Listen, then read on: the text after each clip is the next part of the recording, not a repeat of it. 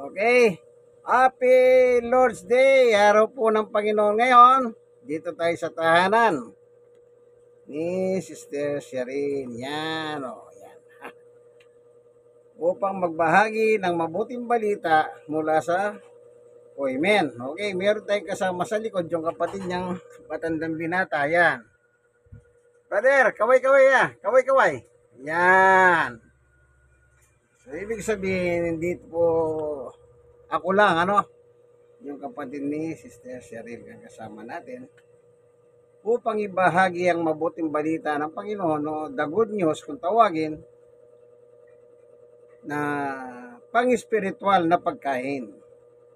Sabi ni Jesus, okay, tignan lang natin ang sinabi ng ating Panginoong Jesus. Yung 1:63, basahin natin para meron tayong ebidensya. Anong sabi niya? Ang Espiritu nagbibigay buhay, hindi ito magagawa ng laman. Ang mga salitang sinabi ko sa inyo ay Espiritu at ito ang nagbibigay buhay. Kaya, yung ating tatalakayin ngayon ay nagbibigay buhay. Amen, amen. Pero bago tayo papalaot, abante, tayo muna ay panandaliang humingi ng tulong at manalangin, okay? Kaya, tulungan nawa tayo ng Diyos sa pag-aaral ng Ebanghelyo. Salamat po, Panginoon Diyos, sa ngalan ni Jesus. Amen. Okay. Itong aking may nabasa ko kanina. Yung mga ginagamit na panggera, yung atomic bomb kung tawagin.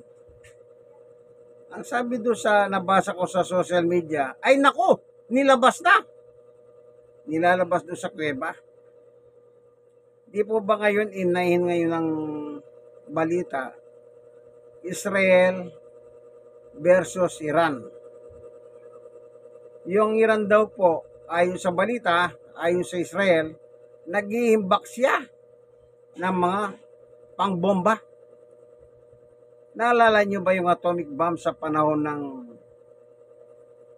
Japanese War?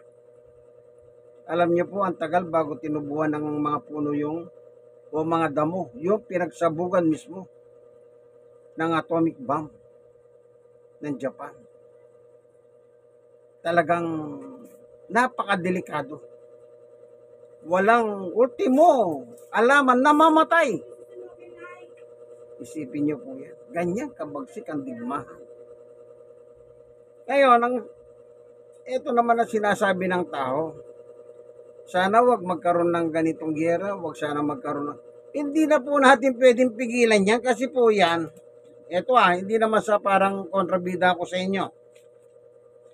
Ang mga digmahan na yan, kung babasahin nyo po ang Bible sa Old Testament, makakabasa kayo puro digmahan. Puro digmahan. Dito lang sa Biblia, sabi ni Jesus Ano sabi ni Jesus? Meron siya sinabi rito.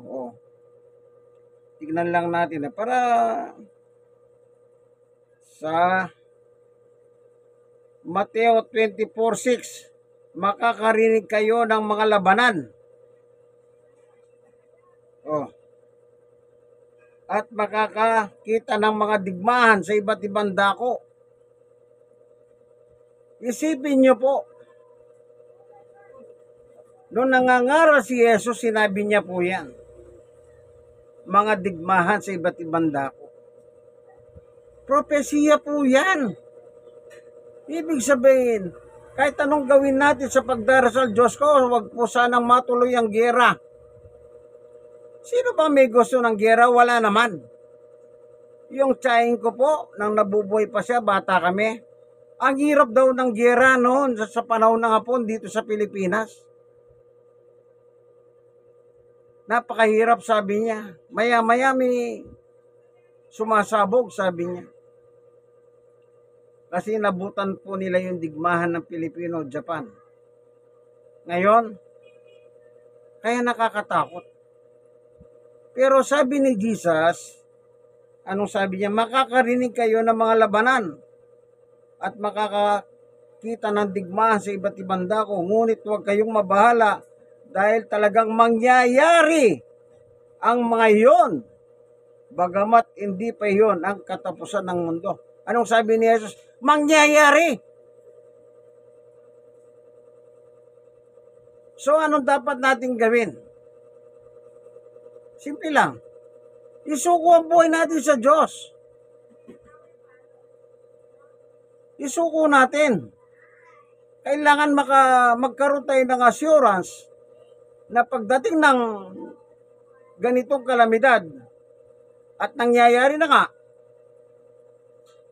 tayo lang alam niyo po, nagpo-provoke ng giyera ang China sa Pilipinas. Pero ang Pilipino po, nagtitimpi. Kasi nga alam nila, kung talagang maglalabanan lang ang Pilipinas at China, wala tayong magagawa. Wala. Kaya kahit na sinasaktan na po yung mga sundalo natin sa dagat, yung Coast Guard, Philippine Coast Guard, wala po silang magawa.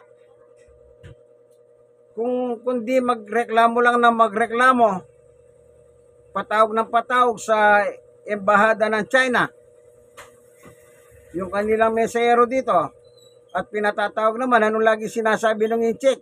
Amin yan sa kabila ng nanalo po tayo sa panahon ni Pinoy, na yung mga isla po ay sinabi ng dahig. Sa dahig yun nanalo ang Pilipinas. Pero dahil hindi membro ang China doon sa dahig, sa ICC, hindi nila kinikilala yung papel. Yun naman ang sinabi ni dating Presidente Rodrigo Roa Duterte. Sabi, kapirasong papel lang. Para sa kanya, kapirasong papel. Pero sa ating mga Pilipino, mahalagang papel po yun. Dahil yun ang katibayan na nanalo po ang Pilipinas laban sa China doon sa West Philippine Sea. Pinoprovoke po tayo halos araw-araw. Pero hindi po gumagalaw ang ating sandatahang lakas. Kasi pag nangyari yon, giyera na. China versus Philippines. Anong ginagawa ng Pilipino? Nagtsatsaga na lang po. Ito nakapanood ako, nasabi ng mangingisda. Ngayon nangingisda kami gabi. Saan ka ba nakakitang gabi nangingisda? Hindi daw sila makapangisda ng araw. Sa sobrang takot po, kaibigan. Ano yan? Provoking. War. Dahil alam nila wala po tayong magagawa. Kaya pinuprovoke tayo ng China.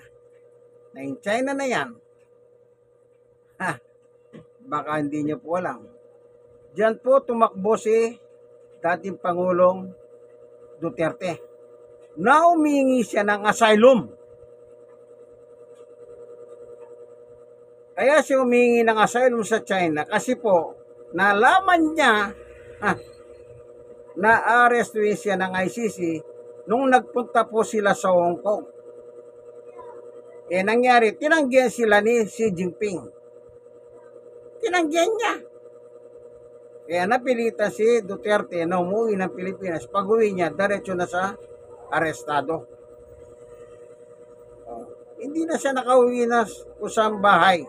Dumaretso na sa dahig. Dinala siya doon ni General Torre na PNP chief na po ngayon. Okay? Itong digmahan na ito, sabi ni Jesus, kung inyong papasinin, anong nakalagay?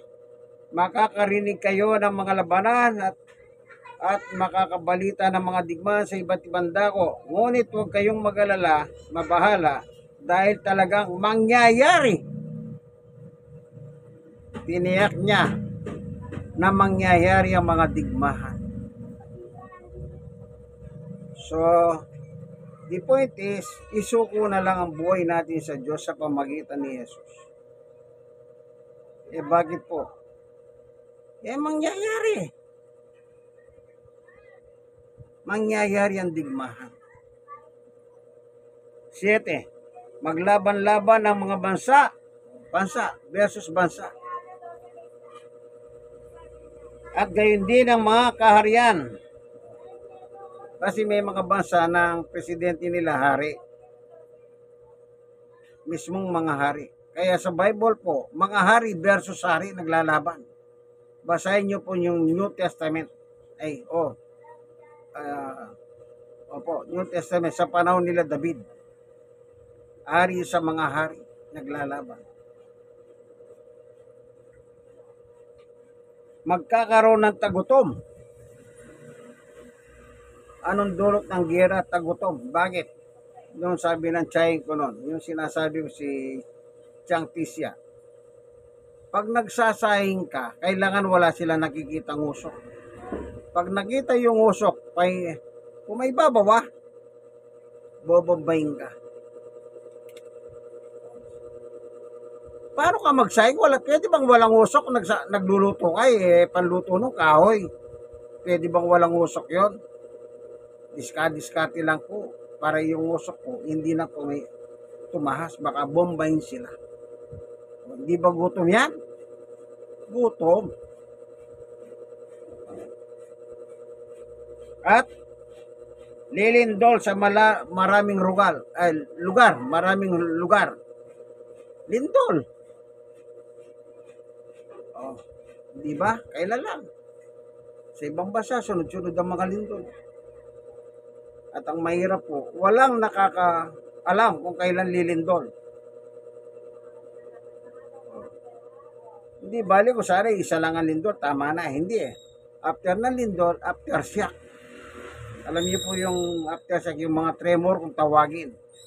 Maya't maya gumagalaw ang lupa. Hindi bali sana, halimbawa, lumindol lang yung seconds. Ilang seconds? Sabihin na natin 1 seconds. 1 second. Lumindol, tama na. Hindi maya't maya umuuga Ang tawag po doon tremor. Pagyanig. Kaya ang tao po, lalo siyang natatakot. Anong sabi ni Jesus? Magaganap yan. Ngayon, magdasal ka, sabi mo, wag sana lumindol.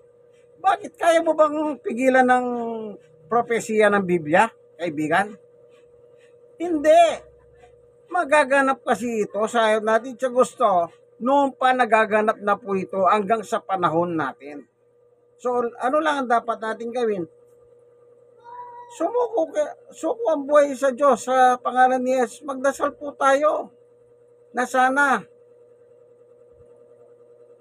bago dumating ito. Matiyak natin ang kaligtasan ng buhay natin, kaibigan. Yung kaluluwa natin kasi dalawa yung buhay natin. Meron physical, may pangkaluluwa.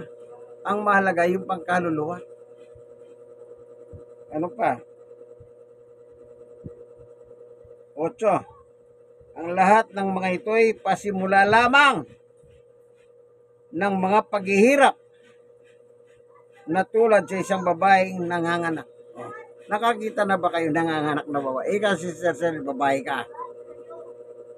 Meron bang nanganganak na tumatawa pa? Wala. Kahit kayo si Saril, hindi ganun kadali Di po ba? Inalintulad sa isang babae nanganganak. Napakahirap po. Hindi ba kapag yung isang babae nanganganak, ano sabi niya? Ano sabi? Yung isang pahana sa hukay.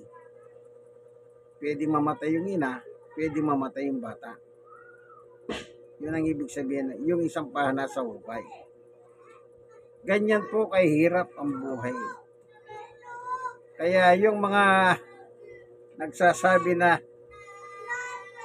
nakikita ko po sa social media, sa balita kahit anong galing ng tao po, kahit anong galing nito, di ba meron silang mga naiimbentong mga, pag nagpalipad ng mga rocket yung kalaban, meron silang panlaban, yung tinitira sa ere yung mga rocket. Anong nangyayari? Hindi lahat ng rocket ng kalaban nasasangga, yung iba nakakalusot. Pag nakalusot yung isa na yon, bakit? Yung rocket na yun, wala naman po pinipili yun Pag bumagsak yun, sabog ang sa babagsakan. Kung ano man yung nandun na buhay, tiyak yun, mamamatay. Napakahirap po ng ganyan. Kaya sabi dito sa Biblia, mismo nagsabi ang Panginoong Yesus, magaganap. Yung mga kalamidad, opo, nangyayari din po yung mga kalamidad na yan, baka akala nyo. Nangyayari po yan. Yung mga sa tubig, opo. Meron pa nakalagay dito, tignan natin. Dito naman sa Lucas 21. Ito. 7. Tinanong nila si Jesus, Guro, kailan po mangyayari yon? At anong magiging palatandaan? Iyon ay magaganap na. 8. Sumagot si Jesus, mag-ingat kayo upang hindi kayo mailigaw ni naman. Marami ang darating sa aking pangalan at magsasabi ako ang Kristo at dumating na nga ang panahon. Huwag kayong sumunod sa kanila. Una, Kristo. Sa Pilipinas, ang nagpanggap na Kristo, si Kibuloy, yung kaibigan ni Rodrigo Duterte ng Davao sa Tamayong. Ngayon nakakulong po. Maraming kaso yon. Ang isang malupit na kaso yon, pati po yung kanyang mga staff, mga kabatahan, minamanyak niya sa gabi. Pagkatapos niyang minanyak yung mga babae, anong sabi niya? Birhen pa rin kayo? Minanyak niya pagkatapos sasabihin birhen. Ang sabi ni Kibuloy, kasi inasawa kayo ng anak ng Diyos. Hallelujah! Malala ang utak, ang tama ng pagkademonyo sa laman. Ayun, nakakulong na. Umihimas ng bakal. 9. Huwag kayong matakot kung makakabalita man kayo ng mga digmahan at mga imagsikan. Di ba? Sa panahon ng Kastila, imagsikan ang tawag doon. Dapat munang mangyari ang mga yon. Subalit, hindi kaagad darating ang wakas. Anong sabi ni Jesus? Dapat munang mangyari. Talagang nangyayari po.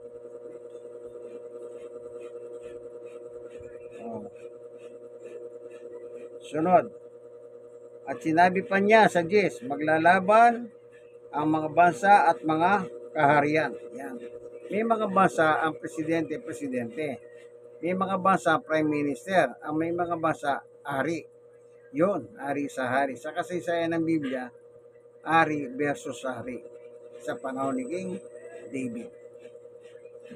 11. Magkakaroon ng malalakas na lindol, tagutom at mga salot sa iba't ibang dako.